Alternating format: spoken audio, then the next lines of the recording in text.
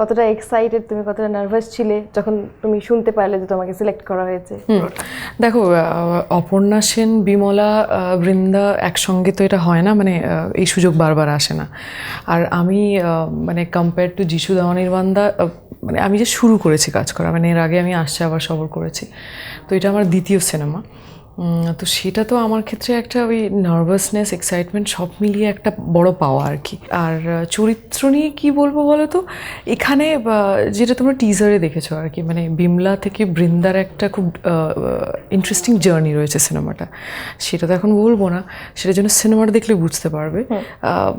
সেটা আমার কাছে একটা মানে আমার বৃন্দা হয়ে ওঠার পুরো প্রসেসটা, সেটা শুধু শুটিং ফ্লোরে নয়, মানে সেটা ধরো প্রায় 1-2 মাসের একটা রিনাদির সঙ্গে কথাবার্তা, যোগাযোগ, আলাপ, গান, স্ক্রিপ্ট সব নিয়ে আর কি।